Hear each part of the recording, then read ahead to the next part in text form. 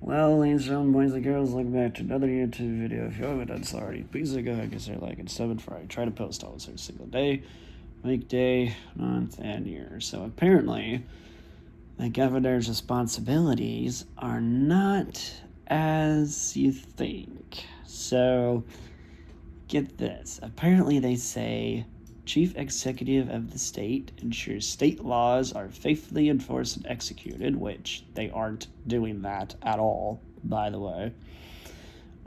Supreme authority over state agencies and departments. Again, makes no sense. I don't know why he would have supreme authority. Whatever, weirdo. Appoints officials to state agencies, boards, and commissions. I mean, I guess this all kind of makes sense in a way, but not really. Commander-in-Chief of the California National Guard when not federalized, and California State Guard. What does this mean? Give me a second. Sorry, I'm trying to look at this real quick. California National Guard. California Guard is part of the National Guard of the United States. A dual federal, that's good, state military reserve force in the state of California. Has three components. California National Army National Guard. California Air National Guard and California State Guard. As of 2025, the California National Guard comprises approximately 24,000 personnel, making it one of the largest Nation Guard forces in the U.S. Really? 24? Bro, you guys and girls think that 24,000 is enough? Nope. No. Incorrect. Nope. We could definitely use some more military people out there. Anyways, this is very interesting to me. In June 2025, the California National Guard became the subject of a high-profile... Oh, this is stupid, but weird. Okay. In June 2025, the California National Guard became the subject of a high-profile legal and political dispute when President Donald Trump issued a memorandum... Oh, no, actually, this is smart. Never mind, this is smart. My bad. Lol, this is smart. This ain't stupid. This is smart. Up to 4,000 Guard members and deploying approximately 700 U.S. Marines to Los Angeles during protests following federal immigration on raids. Interesting. Governors, I'm strongly... Okay, why would you oppose the move? That's stupid. Okay, hold on. Is our governor really that stupid? Is our governor really that stupid? My guy would literally oppose the move on arresting that it exceeded presidential authority under Title 10. Unnecessary. Bro, as if you're even following Title 10, you weirdo. Oh my gosh, Newsom's an absolute hypocrite right now. On June 9, the state of California filed a suit in the Northern District of California. Blah, blah, blah. Of course they would. Contends the order violated 10 USC. That's weird. 10th Amendment. Okay, buddy, do you even know what the 10th Amendment is? Let me look up what the 10th Amendment is real quick. Give me a second. 10th Amendment. Here we go. It says any powers given or not given to the federal government by the Constitution or stopped by it from going to the states belong to the states or to the people. Okay, that's odd, but aren't we all immigrants technically? I mean, come on. This makes no sense. Anyways, it says so right here that federalism sets up a shared power system between the national government and individual states. Okay. Interesting. Reserve powers not given to Washington, D.C., stay with local state governments or everyday citizens. Limits. It reminds people that the federal government only has the specific powers listed in the Constitution. Okay, so then does that give you also the right to silence Nick Shirley? No, absolutely not. No, it doesn't. Making school local rules. Why are we making... Or, well, I guess that makes sense. Setting up police and fire departments, creating traffic and driving laws, And the Supreme Court judges these rules, The difference between 9th and 10th Amendments, okay. Let me look at the 9th Amendment again, actually. The 9th Amendment protects rights not specifically listed in the U.S. Constitution. Like what? Key example. Connecticut, 1965, Justice Arthur Goldberg used the 9th Amendment to help protect the right to martial privacy. Interesting. Court views. Judges rarely use the 9th Amendment by itself to strike down laws, but it supports border privacy and personal autonomy rights. Okay, that's odd. Not sure why we'd be doing that if there's fraud, like Nick Shirley says, or claims, I guess. Claims says claims, claims says, whatever. Okay, actually, hold on. Let me look that up real quick. Let me actually look it up. All right, let's see. Is there fraud in the state of California lies? Okay, so, actually it doesn't lie. Okay, that's good. So it says here that, yes, fraud occurs in California across multiple sectors, including large-scale public benefits schemes, healthcare corruption, and financial scams. Okay, that's interesting. Healthcare and hospice fraud. State and federal agencies have uncovered widespread false billings in the medical system. For example, that's interesting. False billings in the medical system. Okay, interesting.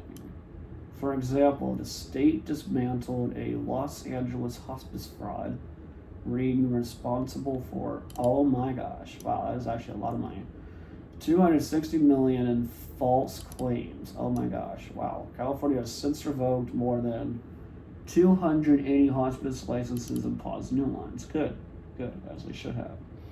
Not sure why we're not doing that to everybody who has, sorry, my phone's being weird, who has literally done that for the past decade.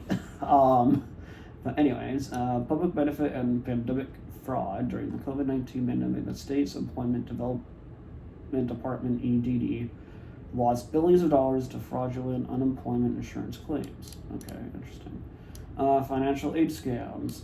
California community colleges lost over $30 million starting in 2024 to online scammers who pretended to be real students to steal financial aid money.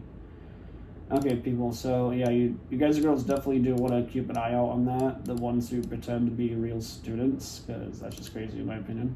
I don't know why people are like doing that crap, but whatever. Colleges now use artificial intelligence tools to stop these fake applications. Artificial intelligence. Okay, and you really think that an AI can actually stop that? Okay, let me actually ask AI real quick. Can you stop, what's it called again? Oh yeah, fraud in California. Let's ask that question real quick. Oh, okay, so it says yes. California can reduce and fight fraud, but no state can completely eliminate it. Why? That's weird. I don't understand that. Why can't we eliminate fraud? I don't know. California uses several approaches, okay? Investigations and prosecutions of people and businesses accused of fraud, okay? Consumer protection laws against deceptive or unfair business practices, okay? Reporting systems so people can report suspected fraud to the appropriate government agency. Recovering money for victims, imposing the penalties on offenders. Okay, for example, in 2026, California authorities announced cases involving alleged, oh yeah, so that's the same thing as last time. What? Whoa, hold on. A $6 million client account theft and a $1.5 million fake Rolex scheme. Wow, that's interesting. Dang. Okay. Wow, that is actually a lot of money stolen. Wow. Okay. Well,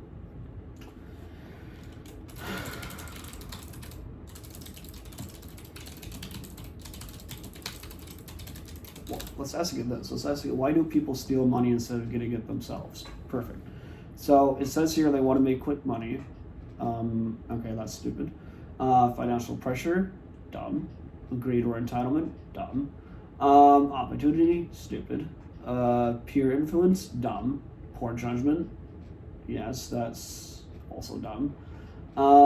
Fraud can seem easier, but it's not, because then you have the issues on people who are asking you, like, oh, hey, is this fraud? Hey, is this fraud? Is this fake? Is this fake? Is this fraud? Is this fraud? And of course, a lot of people are going to say, no, it's not. But in reality, as we all know, they're probably lying to you. You know, just like the ones who are saying, like, oh my gosh, like, you know, the whole Minecraft thing where people are like acting like, oh yeah, this is so real, when in reality it's not. It's so sad. It is so sad. But anyways, let's also ask it if, gotta ask it something, people. We gotta ask it something. Excuse me. Man, I always have those issues, you know, the whole me not trying to burp whatever thing as I'm talking. Yeah, I know, it's kind of annoying. Okay, let's see here. Ooh, actually, let me ask it this question.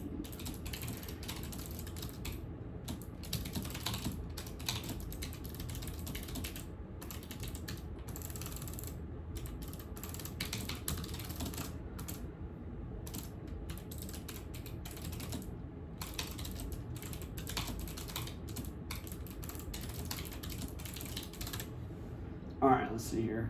Here we go. Watch this. So I basically asked it, oh, come on. Is it really not going to answer me? What? Alright, here we go. Alright, so, here we go. Yes. This is exactly what I'm looking for. Yes. Alright, perfect. So here's what I asked it. You all ready? Alright, so I asked it this. I asked it, if you were a king and there were millions of illegal immigrants within your state, what would you do? And it says here, if I were a king dealing with millions of undocumented immigrants in my state, I'd focus on enforcing the law, yes, of course, absolutely, while also treating people fairly and keeping the situation under control. Fair. Because again, like I said, we're all technically immigrants from who knows where. I would, one, secure the border and ports of entry so new unlawful entry is reduced. That's good. Two, prioritize serious criminals and security threats rather than treating every undocumented person as equally dangerous. Fair. I can see that. Create a clear legal process for people already living there, allowing eligible people to obtain lawful status while requiring others to leave. True. Speed up immigration courts so cases aren't stuck for years. Yep, exactly. Common sense. Thank you, Chat GPT, for having that.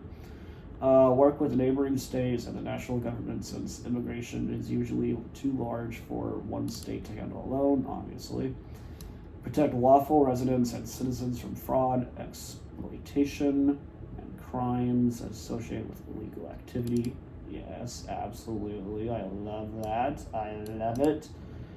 Avoid mass punishment based solely on immigration status and ensure everyone receives due process. Okay. Interesting. Okay.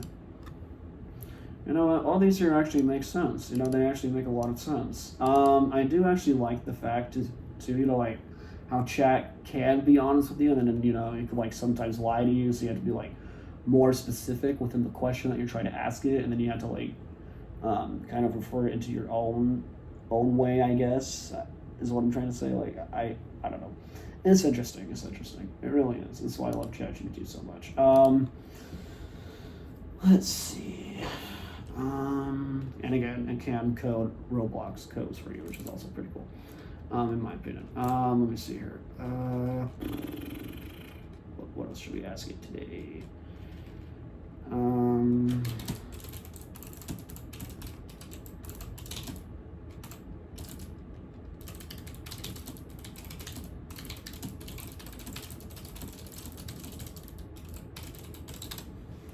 Okay, so get this. I did ask it this actually as well. I asked it, if you were a political figure, would you try to stay calm and collective? It says, absolutely. If I were a political figure, I'd try to stay calm, collected, and respectful, especially during a major crisis. Fair point. A good leader should think before speaking or acting. Yes, obviously, that's a fair point. Look at the facts instead of reacting emotionally. Of course, absolutely. I could absolutely agree on that part. Explain decisions clearly to the public. Absolutely. Listen to different viewpoints. Absolutely. Follow the law and treat people fairly. Absolutely. Stay composed even when the situation is tense. Absolutely. Being calm doesn't mean being passive. It means making deliberate decisions instead of letting anger or panic control you. Absolutely, I agree. And you know what? I actually do have issues on my anger. I don't know about any of you.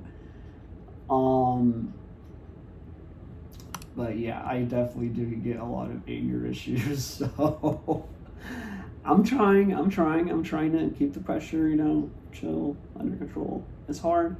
Trust me, it's hard. It's hard. It is. Look, I'll ask it this. Is it hard to maintain anger? Let's ask it that. Yes, absolutely. Anger can be difficult, especially when someone feels unfair, stressful, or threatening. Fair enough. I could actually agree on that. A useful distinction is feeling angry is normal. Yes, absolutely. Acting aggressively because you're angry is a choice. You can work on controlling. Absolutely. Staying calm under pressure is a skill that improves with practice. Absolutely. Yes. All these three factors here are actually really good. I actually love these. And the thing, about chat is, again, sometimes it doesn't make sense. Sometimes it does. You gotta, kind of, figure out, what you can do better, I guess, personally, in a way, instead of asking Chat GPT all these questions. Because, yeah, fair point, again, it does have some fairly good points and decisions because if you think about it, if you take it the wrong way, then people aren't going to like you. They really aren't going to like you. If you take it the wrong way, people are not going to like you as, you think people aren't going to like you. So, yes, it is hard to maintain anger, that I agree with. But we can all get through it. And, just try to stay positive throughout the entire events that we're going through in our lives. But, yeah, like I said, just stay positive throughout the entire events. And, again, if you all are interested in learning more about the truth and the facts, whatever, you can go ahead and subscribe to me if you want to, or you can just go ahead and leave. I don't really care. The choice is all yours. We all have choices in life. That's why I love free agency. Free agency is the best thing ever to occur in this world. I love it. I absolutely adore it. I am not going to give away y'all's free agency because people are awesome. I love you. I do. Trust me. I love everybody. I'm not going to hate on anyone anymore. Even though when I have been in the past, whatever. That's because, there was just some things, I guess, that I had to figure out on my way in and out, whatever. But anyways, if you haven't done so already, please go ahead and like and sub before I post all this shit every single day, weekday, try to, whatever. Peace out, take care, do good, stay safe, adios. See you in the next one. Peace. Subscribe if you want.